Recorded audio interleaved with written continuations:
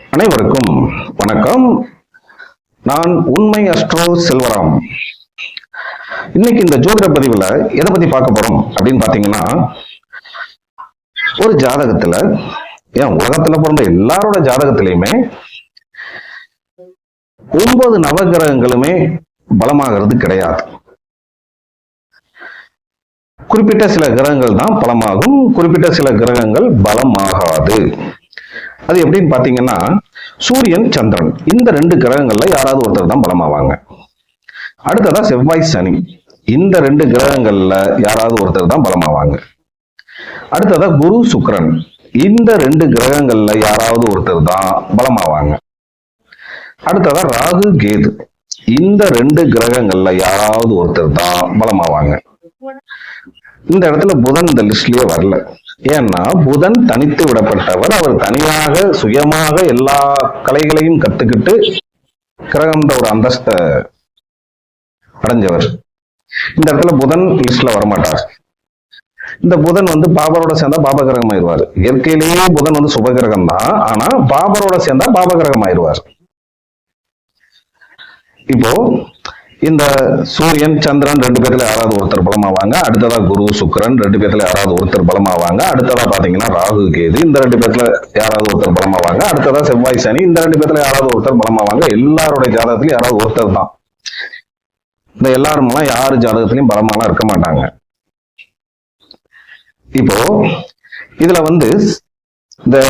இந்த பதிவுல பாத்தீங்கன்னா, நம்ம எல்லா கிரகத்தை பத்தியும் சொல்ல போறதில்ல, 2 கிரகத்தை மட்டும் எடுத்துக்கலாம். இந்த செவ்வாய் சனி இந்த 2 பேர்த்துல யார் பலமா இருக்காங்க அப்படின்னு தெரிஞ்சுக்கணும்னா, இப்ப நான் சொல்ற விஷயத்த பாருங்க, உங்க ஜாதகத்துல இருக்கான்னு சொல்லி. இப்போ செவ்வாய் உங்களுடைய ராசி நட்சத்திரம் லக்னம் எதுவா வேணா இருந்துட்டு போகுது. உங்க ஜாதகத்துல செவ்வாய் எங்க இருக்காருன்னு பாருங்க. அந்த செவ்வாய் இருக்கிற வீட்டுக்கு, நான் லக்னத்துக்கு சொல்ல நல்லா புரிஞ்சுக்கோங்க, லக்னத்துக்கு சொல்லல.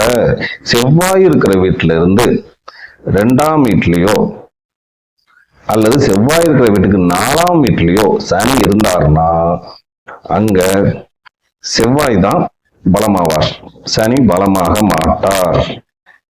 இப்போ செவ்வாய் கடகத்துல இருக்காருன்னு வச்சுக்கோங்க. கடகம் செவ்வாய்க்கு நீச்ச வீடு. சிம்மத்துல கடக ராசிக்கு 2வது வீடு சிம்மம். சிம்மத்துல சனி இருக்காருன்னு வச்சுக்கோங்க. அப்படி இருந்தா இந்த செவ்வாய் தான் அங்க பலமாவார், செவ்வாய் நீச்சமாவே இருந்தாலும். அதே சனி துலாம்ல இருக்காருன்னு வைங்க, கடக ராசிக்கு 4ஆம் வீடு துலாம், அங்க சனி உச்சமாகிறார். இப்போ செவ்வாய் கடகத்துல நீச்சமாகிறார். செவ்வாய்க்கு 4ல சனி உச்சமாவே ஆனாலும், செவ்வாய் நீச்சமாவே இருந்தாலும் செவ்வாய் தாங்க பலம். இது கடகத்துல செவ்வாய் இருந்தா மட்டும் இல்ல, நீங்க எந்த ராசி நட்சத்திரம் லக்னத்துல வேணாலும் பிறந்திருக்கலாம். உங்க ஜாதகத்துல செவ்வாய் இருக்கிற வீட்டுக்கு 2 அல்லது 4 சனி இருந்தாருன்னா அங்க சனி பலம் இல்லை. சனி உச்சமா இருந்தாலும் சரி, ஆட்சியா இருந்தாலும் சரி, செவ்வாய் தான் பலமாகிறாருன்னு அர்த்தம். செக் பண்ணி பாருங்க, சரியா வரும். சரி, இந்த அமைப்பு எல்லார் ஜாதகத்துக்கும் ஒத்து வருமா? ஒத்து வராது. வேற வழி என்ன இருக்குது, யார் பலம் அப்படின்னு தெரிஞ்சுக்கணும் அப்படின்னு பாத்தீங்கன்னா, இப்போ ஒரே ஒரு விஷயம் எல்லா ஜாதகத்துக்கும் அப்ளை பண்ண முடியாதுன்னு சொல்லுவாங்க. ஆனா ஒரே விஷயம் எல்லா ஜாதகத்துக்கும் உண்டு. இந்த 2 கிரகங்களை யாராவது ஒருத்தர் தான் பலமாவாங்கன்றது. ஆனா யார் பலம்ன்றதை கண்டுபிடிக்கிறது எல்லா ஜாதகத்துக்கும் ஒரே அமைப்பு வராது. அப்படி ஒரே அமைப்பு வரலைனாலும் இப்ப நான் சொல்லக்கூடிய அமைப்பு பல ஜாதகங்களுக்கு வரும். ஃபர்ஸ்ட் ஒரு அமைப்பு சொல்லிட்டேன், செவ்வாய்க்கு 2, 4ல சனி இருந்தால் சனி பலம் இல்லை, செவ்வாய் தான் பலமாயிருக்காருன்னு சொல்லி. இப்ப வேற சில முறைகள் சொல்றேன் கேளுங்க. இப்ப பாத்தீங்கன்னா, ஒவ்வொரு ராசிக்குள்ளேயும் பாத்தீங்கன்னா 30 பாகை, 30 டிகிரி, அதாவது 30 பாகைன்னு சொல்லி இருக்குது. மொத்தம் 12 ராசிகளுக்கு 360 டிகிரி. இப்போ ஒவ்வொரு ராசிக்குள்ளையும் 30 டிகிரி இருக்கு பாத்தீங்களா? அத 5ஆ பிரிச்சா எவ்வளவு வரும்? 5 6 30. இந்த பாரம்பரிய ஜோதிடத்துல பாத்தீங்கன்னா அவஸ்தை அப்படின்னு ஒரு நிலை இருக்குது. ஒவ்வொரு 6 டிகிரியும் பிரிச்சு ஒவ்வொரு அவஸ்தை சொல்லப்பட்டிருக்கு பாரம்பரிய ஜோதிடத்துல. இந்த அவஸ்தை அப்படின்னு பாத்தீங்கன்னா ஃபர்ஸ்ட் 6 பாகை வரைக்கும் பால்ய அவஸ்தை. அடுத்த 6 பாகை வரைக்கும் கௌமார அவஸ்தை, 3வது 6 பாகை வரைக்கும் யௌனவ அவஸ்தை, 4வது 6 பாகை வரைக்கும் விருத்தா அவஸ்தை, 5வது 6 பாகை வரைக்கும் மரண அவஸ்தை. இப்போ இந்த வரிசை ஆர்டர் எப்படின்னு பாத்தீங்கன்னா ஆண் ராசிகளுக்கு தான் இப்ப நான் சொன்ன இந்த வரிசை. அதே பெண் ராசிகளுக்கு இது அப்படியே தலைகீழா போட்டுக்கணும். ஆண் ராசிகளுக்கு இப்ப சொன்ன ஆர்டர் படி வரும், பெண் ராசிகளுக்கு ரிவர்ஸ்ல வரணும். ஃபர்ஸ்ட் 6 டிகிரி பாத்தீங்கன்னா மரண அவஸ்தை, அடுத்த 6 டிகிரி விருத்த அவஸ்தை, அடுத்த 6 டிகிரி யௌனவ அவஸ்தை, அடுத்த 6 டிகிரி கௌமார அவஸ்தை, அடுத்த 6 டிகிரி பால்ய அவஸ்தை. ஆண் ராசிகளுக்கு ஃபர்ஸ்ட் சொன்ன மாதிரி வரிசையா வரணும், பெண் ராசிகளுக்கு ரிவர்ஸ்ல போட்டுக்கணும். சரி, ஆண் ராசி பெண் ராசி எது அப்படின்னு பாத்தீங்கன்னா, ஆண் ராசி அப்படின்றது மேசம், மிதுனம், சிம்மம், துலாம், தனுசு, கும்பம்.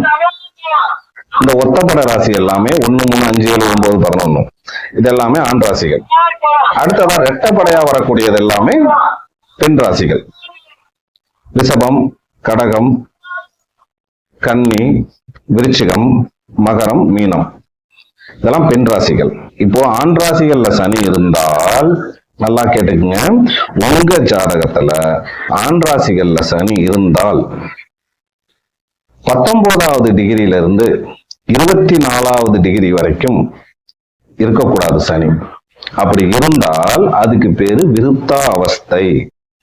விருத்தா அவஸ்தையில சனி இருந்துட்டாலே உங்க ஜாதகத்துல அங்க சனி பலம் இல்லை, செவ்வாய் தான் பலமாகிறாரு. செவ்வாய் நீச்சமா கூட வந்துட்டு போறாரு, அங்க சனி பலம் இல்லை, செவ்வாய் தான் பலமாகிறாரு. இதே பெண் ராசிகள்ல உங்க ஜாதகத்துல சனி இருந்து, பெண் ராசிகள்ல ரிவர்ஸ்ல வரணும்னு சொல்லிட்டேன். ஆண் ராசிகள்ல பாத்தீங்கன்னா வரிசையா பால்ய அவஸ்தை, கௌமார அவஸ்தை, யௌனவ அவஸ்தை, விருத்த அவஸ்தை, மரண அவஸ்தை. இதை அப்படியே ரிவர்ஸ்ல பெண் ராசியில போட்டுக்கணும். பெண் ராசியில போட்டுக்கிட்டா ஃபர்ஸ்ட் 6 பாகை வரைக்கும் மரண அவஸ்தை, அடுத்தது 7வது பாகையிலிருந்து 12வது பாகை வரைக்கும் பெண் ராசிகள்ல 7வது பாகையிலிருந்து 12வது பாகை டிகிரி வரைக்கும் சனி இருந்தார் அப்படின்னா சனி அங்க விருத்தாவஸ்தையில இருக்கிற மாதிரி அர்த்தம். அப்படி சனி விருத்தாவஸ்தையில இருந்தால்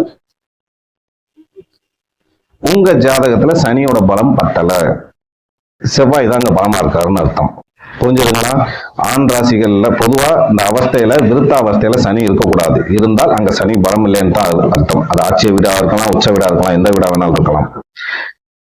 விருத்தாவஸ்தையில சனி இருக்கக்கூடாது. ஆண் ராசிகள்ல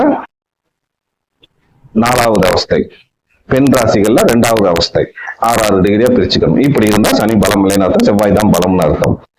அடுத்ததா பாத்தீங்கன்னா செவ்வாய்க்கு இந்த அவஸ்தை அப்படின்ற ஒரு நிலை இருக்கா அப்படின்னு பாத்தீங்கன்னா செவ்வாய்க்கு அந்த அவஸ்தைன்றது கிடையாது, இந்த சனிக்கு தான் இருக்குது. மற்ற கிரகங்களுக்கு இருக்கு, அது மற்ற பதிவுகள்ல சொல்லுவேன், பாத்துக்கோங்க.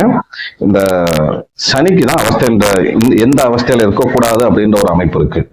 இந்த விருத்த அவஸ்தையில சனி இருக்கக்கூடாது. சனி இருந்தாலும் அங்க சனி பலம் இல்லை, செவ்வாய் தான் பலமா இருக்காருன்னு அர்த்தம். இப்போ இந்த பதிவுல செவ்வாய் சனி 2 பேர்த்துல யார் பலமாவாங்க, யார் பலமா இருக்கிறாங்க அப்படின்னு தெரிஞ்சுக்கிறதுல செவ்வாய் பலமா இருப்பார் அப்படின்ற அமைப்பு மட்டும் நம்ம சொல்லியிருக்கோம். அப்போ இந்த செவ்வாய் சனியில சனி எப்போல்லாம் பலமா இருப்பார் அப்படின்றத நம்ம அடுத்த வீடியோல பார்ப்போம். இப்போ செவ்வாய் பலமானா என்ன ஆகும்? செவ்வாய் பலமா இருக்காரு அப்படின்னா மண், மனை, பூமி, வீடு சார்ந்த விஷயங்கள் ரொம்ப நல்லா இருக்கும். சகோதரம் சார்ந்த வகை, அவங்களால உதவிகள் எல்லாமே நல்லா இருக்கும். அது இளைய உடன்பிறப்பா இருந்தாலும் சரி, மூத்த உடன்பிறப்பா இருந்தாலும் சரி, அவங்க சார்ந்த விஷயம் நல்லா இருக்கும். உங்க பிளட்ல, ரத்தத்துல பெரிய அளவுல பாதிப்புகள் எதுவும் வராது. அடுத்தது ஒரு அதிகார தோரணை. இப்போ எல்லாரும் அதிகாரம் பண்ணனா எல்லாரும் பொறுத்து போறது கிடையாது. ஆனா நீங்க அதிகாரம் பண்ணனா மத்தவங்க பொறுத்து போவாங்க, அந்த செவ்வாய் பலமானால். செவ்வாய் பலமாகலைன்னா அது கிடையாது. இப்போ அந்த செவ்வாயோட காரகத்துவ பலன் எல்லாமே நல்லா இருக்கும். செவ்வாயோட ஆதிபத்திய பலன், உங்க லக்னத்துக்கு அவர் எத்தனாம் வீடு ஆதிபத்தியம் வராரு அப்படின்றத பொறுத்து அந்த ஆதிபத்திய பலன் எல்லாமே நல்லா இருக்கும். நம்ம சிம்ம லக்னத்துல பிறந்துட்டீங்க, அவர் பாதகாதிபதியாக இருந்தாலுமே கூட சிம்ம லக்னத்துக்கு பாதகாதிபதி தான். ஆனாலுமே கூட சனியை விட செவ்வாய் பலமாயிட்டாரு அப்படின்னா சிம்ம லக்னத்துக்கு 4ஆம் வீடு 9ஆம் வீடு ஆகுது இல்லைங்களா? அதனால ஓரளவு அந்த 4ஆம் வீட்டு பலன், மண்மனை பூமி வீடு சார்ந்த விஷயங்கள் நல்லா இருக்கும். வண்டி வாகனம் சார்ந்த விஷயங்கள் ஆதிபத்திய பலன். அடுத்ததான் அந்த 9ஆம் வீட்டு பலன், பாக்கியஸ்தானம், அதிக தூர பயணங்களால லாபம் வர்றது, இது எல்லாமே நல்லா இருக்கும். இதே சனி பலவீனம் ஆயிட்டாரு, அப்ப என்ன ஆகும்? தொழில் சார்ந்த விஷயங்கள் டவுன் ஆகும். இப்போ வேலைக்கு போயிட்டு இருக்கவங்களா இருந்தா அந்த கூட வேலை செய்யறவங்களோட ஒரு சப்போர்ட் அப்படின்றது இருக்காது. சொந்தமா தொழில் பண்ணாலும் அதுல எதிர்பார்க்கக்கூடியவங்க பெரிய முன்னேற்றத்தை பார்க்க முடியாது. சனி பலம் வந்துட்டா சொந்த தொழில் செய்ய மாட்டாங்கன்னு அர்த்தம் கிடையாது, செய்வாங்க. செஞ்சாலுமே அதுல பெரிய அளவுல லாபத்தை பார்க்க முடியாது. அதுதான் இந்த செவ்வாயும் சனியும் இந்த பலமாகிறது பலவீனமாகிறது. பலமாயிட்டா அந்த கிரகத்துடைய காரகத்துவ பலனும் நல்லா இருக்கும், ஆதிபத்திய பலனும் நல்லா இருக்கும். பலவீனம் ஆயிட்டா அந்த கிரகத்துடைய காரகத்துவ பலனும் பாதிக்கும், ஆதிபத்திய பலனும் பாதிக்கும். எப்பவுமே பொதுவாகவே ஒரு ஜாதகத்துல ஒருத்தர் பலமா இருக்கணும் அப்படின்னாலே அவரு நீச்ச வீட்டிலே இருந்தாலும் பரவாயில்ல, ஆனா அவருடைய சாராதிபதி, அவர் இருக்கக்கூடிய வீட்டு அதிபதி நல்லா இருக்கணும். அப்பதான் ஓரளவு பலம்ன்றது இருக்கும், இல்லைன்னா இருக்காது. இப்போ இந்த பதிவுல செவ்வாய் சனி 2 பேத்துல செவ்வாய் பலமா இருப்பாருன்றதை பார்த்தாச்சு. இதை விட இன்னும் பல விதிமுறைகள்லாம் இருக்கு, அதெல்லாம் அடுத்தடுத்த பதிவுகள்ல வரும். இப்ப இந்த பதிவுல சொல்ல வந்தது இதுதான். செவ்வாய் சனி 2 பேத்துல செவ்வாய் சனி ஒரு ஜாதகத்துல எப்படி இருந்தா அந்த செவ்வாய் தான் பலமாவாரு அப்படின்றத இதுல சொல்லிட்டோம். இப்ப இந்த வீடியோவுக்கு நீங்க கொடுக்கக்கூடிய ஆதரவை பொறுத்து தான் அடுத்தடுத்த வீடியோக்கள் வரும். நம்மளுக்கு இப்பதான் ஆரம்பிச்சிருக்க ஒரு புது சேனல், சின்ன சேனல். கொஞ்சம் பார்த்து எல்லாரும் லைக் பண்ணுங்க, கமெண்ட் பண்ணுங்க, ஷேர் பண்ணுங்க, சப்ஸ்கிரைப் பண்ணுங்க. மெயினா எல்லாரும் மீண்டும் அடுத்த ஒரு பதிவில் சந்திப்போம். நன்றி, வணக்கம்.